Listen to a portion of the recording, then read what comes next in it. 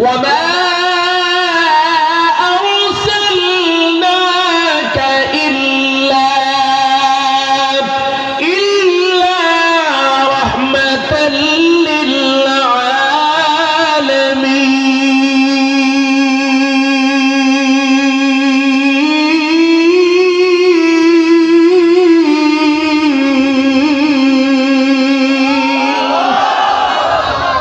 আপনাদের এলাকার তাকবীর আওয়াজ এই পর্যন্ত। পিছনে যারা বসা এরা চিন্তা করে বালা যা যায় সামনে দিয়ে যাক, আমরা তো বাঁচছি। আল্লাহর নামে তাকবীর দিলে কোনো মামলা টামলা হইব নি, কথা কয় না। যেই জমিনে বসা আছি সেই জমিনটা কার তাও সবাই বলে নাই। যে জমিনে বসা আছি জমিনের মালিককে। যে আসমানের নিচে বসা আছি সেই আসমান কার? গোটা পৃথিবীতে যত মাখলুক দেখি সব মাখলুক সৃষ্টিকার। তবে আল্লাহর জমিনে বৃহৎ তাকবীর আওয়াজ যদি দিতে হয়, স্লোগান যদি দিতে হয়, সেটা একমাত্র আপনার আমার রবের নামের আওয়াজ সবচেয়ে বড় জোরে হবে। ঠিক কিনা? জোরে আওয়াজ দিয়ে বলেন। তাহলে শরীরের সব শক্তিটুকু ছেড়ে দিয়ে আরো জোরে আওয়াজ দিয়ে বলেন আল্লাহু আকবার। আরো জোরে আওয়াজ দিয়ে বলেন আল্লাহু আকবার। আল্লাহু আকবার মানে বড় কে? সাদা আঙ্গুল উঁচু করে বলেন বড় কে? আল্লাহ তাআলাকে আমাদের সব জায়গায় বড় হিসেবে স্বীকৃতি দেওয়ার তৌফিক দান করুক। সকলে বলি আমিন। আল্লাহ পাক রব্বুল আলামিন নবীকে রহমত হিসেবে জমিনের মধ্যে প্রেরণ করেছেন। নবী সবার জন্য রহমত। এত দয়ার নবী, এত মায়ার নবী হওয়ার পরেও, সব মাখলুকের জন্য নবী রহমত হওয়ার পরেও সেই নবী কাফের মুশরিকদের হাত থেকে বাঁচতে পারে নাই, অত্যাচার থেকে নির্যাতন থেকে বাঁচতে পারে নাই। এখান থেকে একটা কথার জবাব দিতে চাই। অনেক সময় বলি নিজে ভালো তো জগৎ ভালো, আছে না নাই? জোরে বলে। কয় নিজে ভালো জগৎ ভালো, কি হইল না হইল এটা দেখার বিষয় নয়। আমি বলতে চাই এই কথা আমি পুরাপুরি একমত নয়। কারণ নবীর চেয়ে ভালো মানুষ এই জমিনের মধ্যে বিগত দিনে আসছিল নাকি কখনো? বর্তমানে আছে, ভবিষ্যতে আসবে। নবীর চেয়ে দামি মানুষ, ভালো মানুষ কোনদিন আসবে না, আসে নাই। যেহেতু এত ভালো মানুষ হওয়ার পরে বলেন কেন দান্দান শহীদ হলো? এত ভালো মানুষ হওয়ার পরেও কেন মাথার মধ্যে লোহার হেলমেটের কলা ঢুকলো? এত ভালো মানুষ হওয়ার পরেও কেন শরীরের মধ্যে পাথরের আঘাত? আয়েশা সিদ্দিকা রাদিয়াল্লাহু তাআলা আনহা একদিন নবী গোসল করবে, গোসলের পানি এনে দিল। নবী পাথরের উপরে বসে গোসল করতেছেন। এমন সময় নবী যখন শরীরের পোশাক চাদর খুলে ফেললেন, আয়েশা সিদ্দিকা রাদিয়াল্লাহু তাআলা আনহা বলে, পয়গম্বর আপনার কি কোনোদিন বসন্ত হয়েছিল কিনা? নবী ডাক দিয়ে বলে, আয়েশা বসন্ত হবে তো দূরের কথা, নবীদের গায়ে মশা মাছি বসা পর্যন্ত আল্লাহ হারাম করে দিয়েছে। আয়েশা বলেন, পয়গম্বর তাহলে দেখি আপনার পিঠের মধ্যে বড় বড় দাগ, এইগুলা কিসের দাগ? নবী ডাক দিয়ে বলেন, আয়েশা শোনো, এই দাগগুলা হলো আমি যখন ওই তায়েফের ময়দানে দ্বীনের দাওয়াত নিয়ে গিয়েছিলাম, কাফের মুশরিকদের কাছে যখন আল্লাহর একাত্মবাদের দাওয়াত দিয়ে যখন আমি চলে গিয়েছিলাম, ওই এলাকার মানুষগুলো আমার উপরে বৃষ্টির মতো এমন ভাবে পাথর নিক্ষেপ করেছিল, ওই পাথরের দাগ আজও আমার পিঠের মধ্যে বিদ্যমান রয়ে গেছে। নবী আলাইহিস সালাতু ওয়াস সালাম, নবী আলাইহিস সালাতু ওয়াস সালামের চেয়ে ভালো মানুষ জমিনের মধ্যে আর কেউ আসে নাই, কোনোদিন আসবেও না। কিন্তু সেই নবীর উপরে এত কেন আঘাত, এত অত্যাচার, এত নির্যাতন? এখান থেকে বুঝতে হবে নিজে ভালো হলেই জগৎ ভালো হয় না। তাহলে আল্লাহ তাআলা বলতেন না, উ আনফুসাকুম ওয়া আহলিকুম নারা, তুমি নিজেও জাহান্নামের আগুন থেকে বাঁচো, তোমার আহাল পরিবার পরিজনদেরকেও জাহান্নামের আগুন থেকে বাঁচানোর জন্য চেষ্টা করো। কাজে নিজে বাঁচলে নিজে ভালো হলেই হবে না, নবীর উপর অত্যাচার হওয়ার কারণ নিজে ভালো, জগৎটাকেও যখন ভালো বানাবার জন্য দাওয়াত দিছে, জগতের মানুষগুলাকেও যখন ভালো বানাবার জন্য ভুল রাস্তা থেকে সঠিক রাস্তায় আনার জন্য চলে গিয়েছিল, তখনই ওই অবুঝ মানুষগুলো নবীকে না চিনে নবীর উপর অত্যাচার নির্যাতনের স্টিমরোলার চালিয়েছিল। কাজেই জন্য শুধু নিজে ভালো হলেই হবে না, জগৎকে ভালো বানাবার চেষ্টা করার দরকার আছে না নাই? জোরে বলেন। শুধু তাই নয়, নবী কেমন উম্মতের প্রতি রহমত, নবীর প্রতি এত অত্যাচার এত নির্যাতন, তারপর উম্মতের জন্য নবী বদদুয়া করে নাই। নবী তায়েফের ময়দানে যাওয়ার পর কাফেররা যখন ছোট্ট ছোট্ট বালকদেরকে শিখায় দিল, ও তায়েফের ছেলেরা শোনো, আব্দুল্লাহ ছেলে মুহাম্মদ নিজের বাপ-দাদার ধর্ম বাদ দিয়া নতুন ধর্মের দাওয়াত নিয়ে আসবে, আসলে তোমরা চতুর্দিক থেকে পাথর নিক্ষেপ করে তাকে তাড়া দিবা, যাতে আমাদের তায়েফ শহরের মধ্যে কাউকে কালিমার দাওয়াত না দিতে পারে। নবীর পালক পুত্র যায়েদকে নবী আলাইহিস সালাতু ওয়াস সালাম সাথে করে নিয়ে নবী যখন তায়েফের ময়দানে গেল, ওই ছোট্ট ছোট্ট বালকদেরকে শিখায় দিল, ওই যে দেখো মুহাম্মদ সাল্লাল্লাহু আলাইহি ওয়াসাল্লাম আসতেছি, আসার সাথে সাথেই তোমরা তাকে পাথর নিক্ষেপ করে তাড়া দিবা। নবী আলাইহিস সালাতু ওয়াস সালাম যখন তায়েফের ময়দানে ঢুকে বললেন, এমন সময় চতুর্দিক থেকে ওই তায়েফের ছোট্ট ছোট্ট বালক, ওই ছেলেরা নবীকে চতুর্দিক থেকে ঘেরাও করে ফেললেন। নবীর পালক পুত্র যায়েদ ডাকতে বলে, ও দুনিয়ার মানুষ,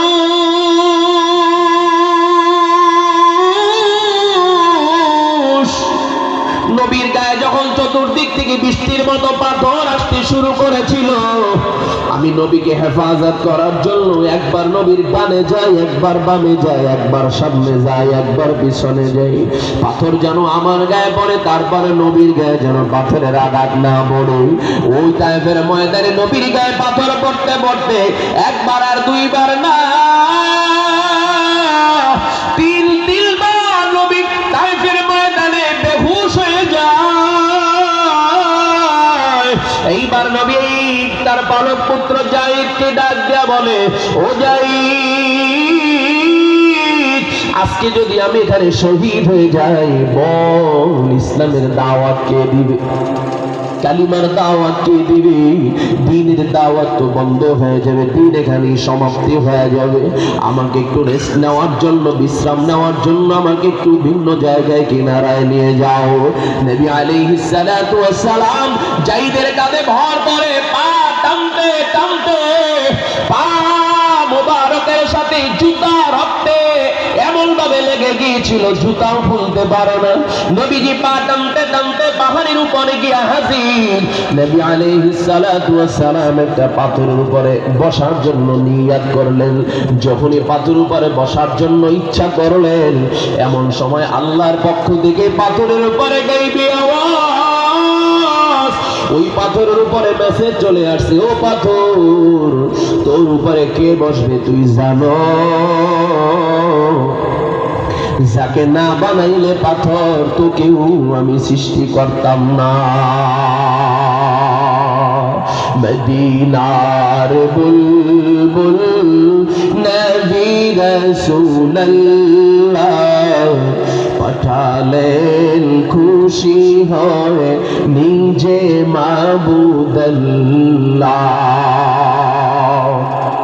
মদিনার বুলবুল নবী রাসূলুল্লাহ পাঠালেন খুশি হয়ে নিজে মাবুদাল্লাহ। নবুয়াতি পে নবী দাওয়াতে মশগুল, তায়েফের ময়দানে গাহিতেছেন বুলবুল। বলো সবে ইমানে মুখে ইল্লাল্লাহ মদিনার বুলবুল নবী রাসূলুল্লাহ পাঠালেন খুশি হয়ে নিজে মাবুদাল্লাহ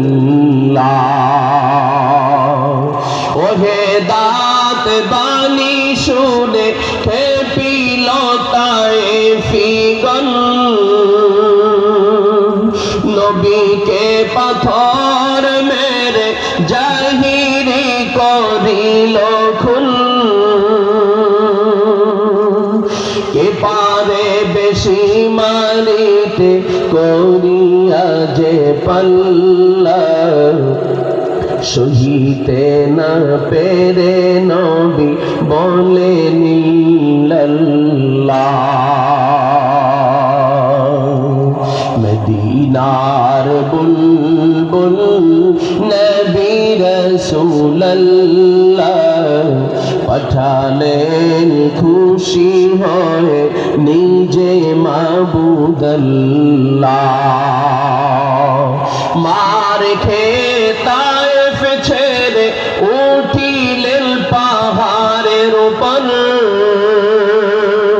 কাতর হইয়া নবী বসিলেন পাথরের উপর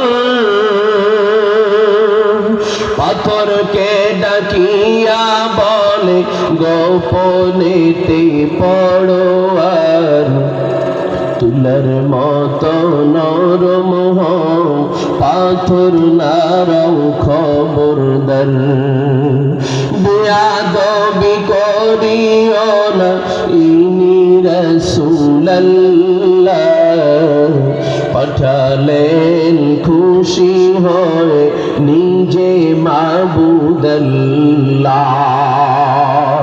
ফেরেশতারা ডেকে বলেন ও নবী সরোয়ার হুকুম পাইলে দেব তায়েফে চাপা পাহাড় কত শক্তি রাখে ওরা দেখাবো মজা এবার নিষেধ করিয়া নবী ডেকে বলেন বারে বার ওদের মারিলে হবে কে বলিবেন আল্লাহ পাঠালেন খুশি হয়ে নিজে মাবুদাল্লাহ নবীর প্রতি মহব্বত ভালোবাসা অর্জন করার দরকার আছে না নাই জোরে বলেন বলেন নবী সাল্লাল্লাহু আলাইহি ওয়াসাল্লাম লা يؤمن أحدكم حتى أكون أحب إليه من والده وولده والناس أجمعين أو كما قال النبي عليه الصلاة والسلام নবীজি বলেন উম্মত শোনো যতক্ষণ না পর্যন্ত তোমার সন্তান সন্ততি পরিবার পরিজন এমনকি নিজের জীবনের চেয়েও যতক্ষণ পর্যন্ত নবীকে মুহাব্বত করতে না পারবে ততক্ষণ পর্যন্ত তুমি কামেলে মুমিন দাবি করতে পারবে না এবার একটু নিজের অন্তরের দিকে নিজে খেয়াল করে নিজের হিসাবটা নিজে মিলাই আমি কি আমার ছেলের চেয়ে নবীকে বেশি মুহাব্বত করতে পেরেছি নাকি আমি কি আমার মেয়ের চেয়ে আমার নবীকে বেশি ভালোবাসতে পেরেছি নাকি আমি কি আমার পরিবার পরিজনের চেয়ে নবীকে বেশি মুহাব্বত করতে পারছি নাকি আমি কি আমার নিজের জীবনের চেয়ে নবীকে বেশি ভালোবাসতে পারছি নাকি নিজের হিসাবটা যদি নিজে মিলাই তাহলেই আমি পরিচয় পেয়ে যাব আমি নবীর কেমন আশিক আমি নবীর কেমন উম্মত এই জন্য বন্ধু আমি আপনাদেরকে বলতে চাই আমরা যদি নবীকে ভুলে যাই কিন্তু নবী কিন্তু উম্মতকে কখনো ভুলে নাই শুধু তাই নয়, নবী যতদিন জমিনের মধ্যে জিন্দা ছিলেন সব সময় নবীর চিন্তা ছিল উম্মতকে নিয়ে, কিভাবে উম্মতকে জাহান্নামের রাস্তা থেকে জান্নাতের রাস্তায় নিয়ে যাওয়া যায়, কিভাবে গোমরাহির রাস্তা থেকে সিরাতুল মুস্তাকিমের রাস্তার উপর উঠে দেওয়া যায়। কিন্তু জমিনের মধ্যে আজকে নবীর উম্মত, আজকে উম্মত বলে এটা সুন্নাত, এটা না মানলেও চলবে, এইটা সুন্নাত, এটা না মানলেও হবে। আজকে উম্মত সুন্নাত ছেড়ে দেওয়ার প্রতিযোগিতা, ওইদিকে নবী উম্মতের জন্য প্রেশান। শুধু তাই নয়, আজ মদিনাতুল মুনাওয়ারায় নবী উম্মতের জন্য কান্না করে কবরের মাটি ভিজায়। এই জন্য নবী যতদিন জমিনের মধ্যে বেঁচে ছিলেন, নবী শুধু চিন্তা ছিল উম্মত, আমার একটা উম্মত যেন জাহান্নামে না যায়। নবী কেমন উম্মতের জন্য পাগল ছিল। হঠাৎ করে মদিনাতুল মুনাওয়ারায় 3 দিন পর্যন্ত নবীর কোনো খবর নাই, নবীর কোনো খোঁজ পাওয়া যাচ্ছে না। নবীর খবর না পাওয়ার পর সাহাবায়ে কেরাম পাগলের মতো হয়ে গেছে, বেকুল বেকারা হয়ে গেছে, নবীকে খুঁজে পাওয়া যায় না। হয়তোবা কাফের মুশরিকরা নবীকে গায়েব করে ফেলেছে, নবীকে হয়তোবা কোনো রকম ক্ষতি করে ফেলেছে। ওমর ফারুক রাদিয়াল্লাহু তাআলা আনহু খোলা তরবারি নিয়ে বাহিরে বের হয়ে ডাক দিয়ে বলে, ও কওমের মানুষ শোনো, আমি খোলা তরবারি দিয়ে কসম করে বলছি, আমার নবীর যদি কোনো ক্ষতি হয়, আমার ওমরের তরবারির থেকে একজনও কিন্তু তোমরা বাঁচতে পারবে না। নবী কোথায়, দ্রুত খবর দাও, নবীকে আমরা খুঁজে পাচ্ছি না। শুধু তাই নয়, নবীকে খুঁজে পাওয়া যায় না, এই চিন্তা, এই বিরহ বেদনায় ছোট্ট বাচ্চাটা পর্যন্ত মায়ের দুধ পান করে নেই। এলাকার মানুষ সব বেকুল বেকার, নবী নাই, নবী কোথায়? আবু বকর সিদ্দিক রাদিয়াল্লাহু তাআলা আনহু ওমরকে ডাক দিয়া বলে, ওমর পাগলামি করলে হবে না, চলো খুঁজিয়া দেখি নবী হয়তো বা কোথাও রয়েছে, কোথায় আছে, চলো নবীকে খুঁজে দেখার জন্য আমরা চেষ্টা করি। আবু বকর, ওমর, ওসমান, আলী পরামর্শ করে নবীকে খোঁজার জন্য বের হয়ে গেলেন। নবীকে খোঁজ করার জন্য যখন বের হয়ে গেল, চলতে চলতে মরুভূমির পাদদেশে গিয়ে দেখে এক রাখাল দুম্বা নিয়ে, উট নিয়ে দাঁড়িয়ে রয়েছে, দুম্বার উপরে প্রহার করতেছে, কিন্তু দুম্বা কোনো খাবার খায় না, উটও কোনো খাবার গ্রহণ করে না। আবু বকর সিদ্দিক রাদিয়াল্লাহু তাআলা আনহু পাহাড়ের কিনারায় গিয়া ওই রাখালকে ডাক দিয়ে বলো, ভাই শোনো, তোমরা কি আমাদের নবী মুহাম্মদ সাল্লাল্লাহু আলাইহি ওয়াসাল্লামকে তুমি দেখতে পেয়েছো? রাখাল ডাক দিয়া বলে, আমি তো এরকম নামে কাউকে চিনি না। পাশাপাশি ও ভাই, তোমরা সব ভালো হয়েছে, আমি বড় মুসিবতের মধ্যে আছি, সমস্যার মধ্যে আছি। কি সমস্যা? আজকে 3টা দিন হয়ে গেছে আমার এই দুম্বাগুলো, আমার এই উটগুলোকে এত প্রহার করলাম, তারপরেও কোনো ঘাস, কোনো খাবার আমি তাদেরকে মুখে ধরাইতে পারি না। কারণটা কি বলো? বলে, আজকে 3টা দিন পর্যন্ত একজন পাগল, একজন অচেনা মানুষ ওই পাহাড়ের গুহায় বসে দেখে শুধু কান্দে। ওই দুম্বাগুলো, উটগুলো শুধু পাহাড়ের দিকে তাকায় তাকায় চোখের পানি ছাড়িয়ে দেয়। আমি ওদেরকে যত প্রহার করি না কেন, কোনো পানাহার ওরা মুখে নেয় না। তোমাদেরকে অনুরোধ করছি, ওই লোকটাকে যদি তোমরা পারো ওখান থেকে একটু নিয়ে যাও।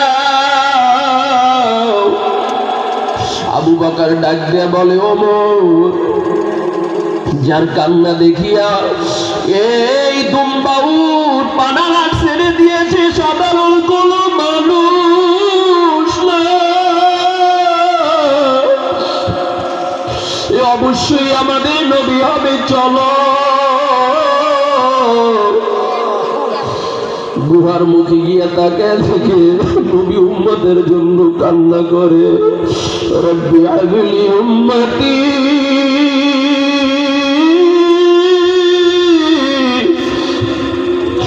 রব্বি হাবলি উম্মতি উম্মতি। আবু বকর ডাক দিয়ে বলে, ওমর, নবীকে পায়া গেছি, আর টেনশন করার দরকার নাই। নবীটি পাহাড়ের গুহায় বসে উম্মতের জন্য কান্না করে। আবু বকর সিদ্দিক রাদিয়াল্লাহু তাআলা আনহু ডাক দিয়ে বলে, পয়গম্বর, আজকে 3টা দিন হয়ে গেছে মদিনায় আপনার কোনো খবর পাই না। সব মানুষ পাগল বেকার হয়ে গেছে, আর আপনি পাহাড়ের গুহায় বসে কান্না করেন, সবাই আপনার জন্য পাগল। এমনকি ছোট্ট ছোট্ট বাচ্চারা পর্যন্ত আপনার জন্য কান্না করে, আপনার জন্য পাগল। চলেন, বাড়ির দিকে চলেন। নবী কোনো সারা শব্দ দেয় না। আবু বকর সিদ্দিক রাদিয়াল্লাহু তাআলা আনহু বলে, ও পয়গম্বর, আমি আপনাকে ওয়াদা দিচ্ছি, আমি আবু বকরের আমলনামায় যত নেক সব আপনার উম্মতকে আমি দিয়ে দিব। কিয়ামত পর্যন্ত সব উম্মতের জন্য আমি সেটা দান করে দিব। নবী তারপরও কান্না থামে না। আল্লাহর কাছে আবু বকর ডাক দিয়ে বলে, আল্লাহ, তোমার বন্ধুকে আর কত কাঁদাইবা? ওমর ফারুক রাদিয়াল্লাহু তাআলা আনহু ডাক দিয়ে বলে, পয়গম্বর, আমার আমলনামায় যত নেক আছে আমি সব দিয়ে দিব। নবীর কোনো সারা শব্দ নাই। ওসমান আলী সবাই ফেল হয়ে গেল। সবাই পরামর্শ করে নবীকে এখান থেকে নেওয়ার জন্য। নবীর কন্যা ফাতিমা ছাড়া নবীকে এখান থেকে নেওয়া যাবে না, নবীর নাতি ছাড়া এখান থেকে তাকে নেওয়া যাবে না। যখন খবর দেওয়া হলো, ফাতিমাতুজ জোহরা যখন নবীর কন্যা খবর পাওয়া গেল, হাসান হোসেনকে সাথে নিয়ে পাহাড়ের গুহার কিনারে গিয়ে হাজির। ফাতিমা ডাক দিয়ে বলে, বাবা, তুমি না কোথাও বাড়ির থেকে রওনা করলে, আমার কাছে দেখা না দিয়া তুমি কোথাও যাইতা না, কিন্তু আজকে 3টা দিন হয়ে গেল তোমার কোনো খবর নাই। তোমার মেয়েকে একটু দেখার জন্য গেলাম। তুমি না কোনো দূর থেকে সফর থেকে আসলি আমার সাথে আগে দেখা দিতা, কিন্তু আজকে 3টা দিন হয়ে গেল তুমি কারো কথাই মনে নাই, শুধু উম্মতের জন্য কান্না করো। তোমাকে আমি ওয়াদা দিচ্ছি, আমার যত নেক আছে আমি সব কিয়ামত পর্যন্ত উম্মতের জন্য দান করে দিলাম। এরপরেও তুমি বাড়ির দিকে চলো। নবীর পক্ষ থেকে কোনো আওয়াজ আসে না। ফাতিমা আল্লাহকে ডাক দিয়ে বলে, আল্লাহ, তোমার বন্ধু উম্মতের জন্য এত পাগল, আমাদের সবার নেক তার উম্মতের জন্য দান করে দিলাম, তারপরেও তো তার কান্না থামে না। এমন সময় আল্লাহ পাক রব্বুল আলামিনের পক্ষ থেকে জিবরাইলকে পাঠিয়ে দিল, জিবরাইল যাও, আমার বন্ধুর কাছে গিয়া সালাম জানাও, আর কান্না করতে হবে না, আর কান্না করার দরকার নাই। আমি ওয়াদা দিলাম, হাসরের ময়দান কায়েম হওয়ার পর আমার বন্ধুকে না দেখাইয়া, বন্ধুর কাছে না জানাইয়া, তার একটা উম্মতকেও আমি জাহান্নামে দিব না। নবী আলাইহিস সালাতু ওয়াস সালাম আল্লাহর পক্ষ থেকে বার্তা পাওয়ার পর এরপরে নবী উম্মতের জন্য সে দোয়া করে আল্লাহর কাছ থেকে কবুল করায়, তারপরে বাড়ির দিকে রওনা করলেন। ও পূর্ব সাতুরি এলাকার মানুষ, তোমার অন্তরে কি সেই নবীর মহব্বত নাই? ওই আল্লাহর ভালোবাসা কি তোমার অন্তরে জায়গা হবে না? মনে রাখি দুনিয়ার মধ্যে তুমি যার কথা বলো না কেন, এই দুনিয়ার সব সম্পর্ক কিন্তু একদিন শেষ হয়ে যাবে। আল্লাহ ও তার রাসূল ছাড়া কিন্তু নাজাতের দ্বার প্রান্তে পৌঁছা যাবে না। নবী সুপারিশ ছাড়া কিন্তু জান্নাতে যাওয়া যাবে না। এই জন্য নবী আলাইহিস সালাতু ওয়াস সালাম দুনিয়ায় যতদিন বেঁচে ছিলেন শুধু উম্মতের জন্যই পেরেশান ছিল। শুধু তাই নয়, ইন্তেকালের পূর্ব মুহূর্তেও যখন জিবরাইল এসে আল্লাহর পক্ষ থেকে সালাম জানায় দিল, আল্লাহ আপনাকে সালাম জানাইছে, জমিনে থাকতে চান না আল্লাহর কাছে যেতে চান? নবী আলাইহিস সালাতু ওয়াস সালাম ডাক দিয়ে বলে, ভাই জিবরাইল, কিয়ামত পর্যন্ত আমার বহু উম্মত দুনিয়ার মধ্যে আসবে, তারা তো আমাকে এক নজর দেখলো না। আমি যদি আজকে জমিন ছেড়ে চলে যাই, হয়তোবা তারা আমার কবরটা দেখে অন্তরের প্রশান্তি লাভ করত, সেইটা থেকেও তারা মাহরুম হয়ে যাবে, তারা কলিজা ফেটে মারা যাবে। কাজী আমি আমার উম্মতের জন্য অনেক পাগল, আমার উম্মতের সাথে আমি জমিনের মধ্যেই থাকতে চাই। আল্লাহর পক্ষ থেকে যখন মেসেজ চলে আসলো, আল্লাহ রাসূল সাল্লাল্লাহু আলাইহি ওয়াসাল্লাম জিবরাইলকে ডাক দিয়ে বলে, ও জিবরাইল, আমি দুনিয়ার থেকে বিদায় হব, আমার কোনো দাবি নাই, তবে কিয়ামত পর্যন্ত আমার শুধু উম্মত জমিনের মধ্যে আসবে, আমার সে উম্মতকে কে দেখিয়া রাখবে, কে আমার উম্মতকে পাহারা দিবে? আল্লাহ পাক রব্বুল আলামিন ডাক দিয়ে বলে, জিবরাইল, আমার বন্ধুকে জানাইয়া দাও, তার কিয়ামত পর্যন্ত যত উম্মত জমিনের মধ্যে আসবে, তার উম্মতের জিম্মাদারি স্বয়ং আমি আল্লাহ নিজে নিয়ে নিলাম। নবী আলাইহিস সালাতু ওয়াস সালাম ডাক দিয়ে বলে, জিবরাইল, কিয়ামতের আগ পর্যন্ত আমার যত শেষ জমানায় উম্মত আসবে, তাদের ঈমান হবে অনেক জয়ীফ, অনেক দুর্বল। সকালবেলা ঈমানদার থাকবে, বিকালবেলা বেঈমান হয়ে যাবে। আমি আমার উম্মতের জন্য কনফার্ম সিদ্ধান্ত না পাওয়া পর্যন্ত আমি দুনিয়া থেকে যেতে পারি না। আল্লাহ পাক রব্বুল আলামিন ডাক দিয়ে বলে, জিবরাইল, আমার বন্ধুকে জানাইয়া দাও, তার উম্মত যত গুনাহ করুক না কেন, মৃত্যুর 1 বছর আগে যদি তওবা করতে পারে, আমি পাহাড় সমান গুনাহকেও মুহূর্তের মধ্যে মাফ করিয়া দিব। নবী জিবরাইলকে ডাক দিয়া বলে, জিবরাইল, 1 বছর সময় তো অনেক লম্বা সময়, আমার উম্মত ঈমান নিয়ে দুনিয়া থেকে বিদায় হতে পারবে না। আল্লাহ ডাক দিয়া বলে, জিবরাইল, আমার বন্ধুকে জানাইয়া দাও, 1 বছর আমি মাইনাস করে দিলাম, মৃত্যুর 1 মাস আগেও যদি তওবা করতে পারে, আমি পিছনের পাহাড় সমান গুনাহকেও মাফ করিয়া দিব।